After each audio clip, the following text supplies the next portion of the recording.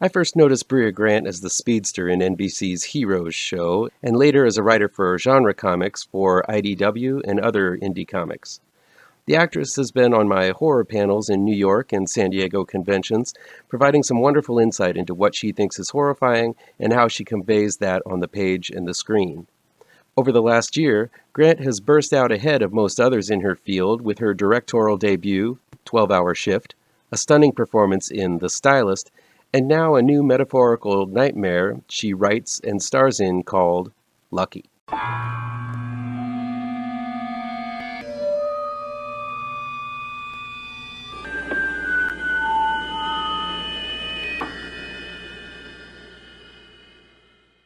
Welcome back to ML Miller Frights, a part of the Kings of Horror Network. I'm ML Miller. While you might be watching this video on the Kings of Horror Network, I urge you to click over to my ML Miller Frights YouTube page and give it a like. Please share with all of your buddies.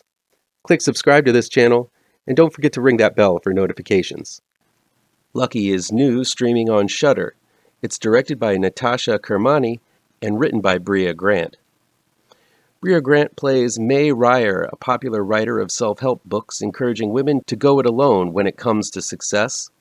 One night after her husband Ted, played by Dhruv Uday Singh, goes to bed, May sees a strange man standing in their yard. When she wakes Ted up, he tells her that's just the man who tries to kill us every night. Ted gets up and the two of them split up to ward off the man's attack. After May seemingly kills the man, he disappears. Ted doesn't give any answers when May asks what the hell is going on, other than replying that it happens every night. Soon, Ted disappears, leaving May to take on the man by herself over and over again. With no help from Ted or the police, May tries to understand just who this man is, why he wants to kill her, and why he does it every night. Lucky is an interesting film. I think it's a film I like the concept of more than I like the movie itself. Like Happy Death Day and Groundhog Day before it, it plays with the time loop concept, but in ways somewhat more heady than those more simplistic films. One of the reasons why I like the concept over the film itself is that it leans into the quirkiness and comedy a little more than I think was necessary, and sadly forgets about making things scary. The man is simply a cipher. He has no personality, no motivation that we understand, though we do find out more about that later. He seems to have been coming to the house for a long time, but for some reason May doesn't know for how long. There's a lot of mystery here, and I understand why it's vague because the film is more of a metaphorical nightmare one can't find a way out from than a straightforward horror story.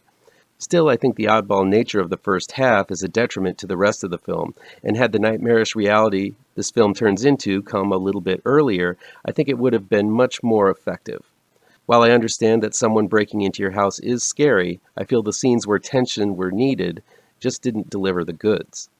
But what I like about Lucky is that it doesn't preach. It says a lot about the hurdles women have to leap in order to get forward in life, but doesn't pound it into your skull like a lot of Hollywood horror out there today.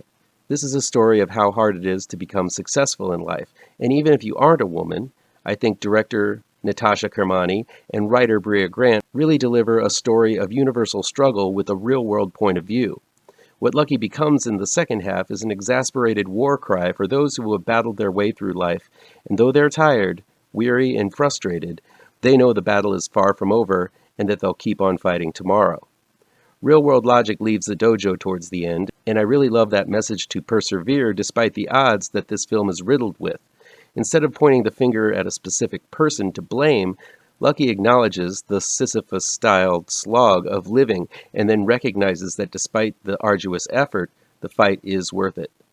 It's a somewhat fatalistic, somewhat realistic, and surprisingly optimistic and refreshingly mature way of looking at the world around us. Brea Grant has come into her own as a powerhouse in genre filmmaking. She's extremely likable in almost everything she does, but shows a more mature way of looking at current-day issues that I feel is unfortunately underserved in horror these days. Lucky is forward-thinking, but without a lot of spite and rancor.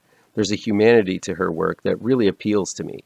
Writing and directing 12-Hour Shift, starring in The Stylist, and now writing and starring in Lucky, Grant has proven to be a formidable force in front of and behind the camera.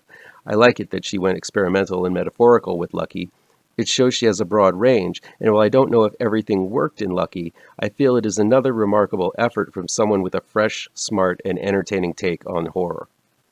That'll be it for today.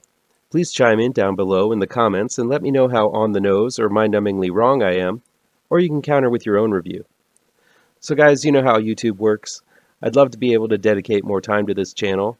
I'm not monetized yet, so if you want to help me out, remember to hit all the pertinent bells and whistles down below. Want some spooky comics to read? I have 2 new horror comic book trade paperbacks you should look out for.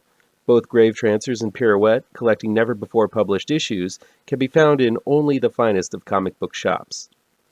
If you're looking for written reviews, you can find them on my website, mlmillerwrites.com. If you really want to show your support, I also have a Patreon page at mlmiller.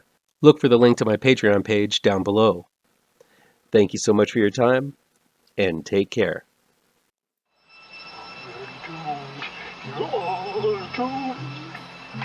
You're doomed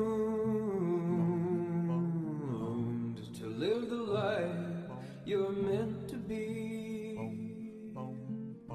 stuck inside your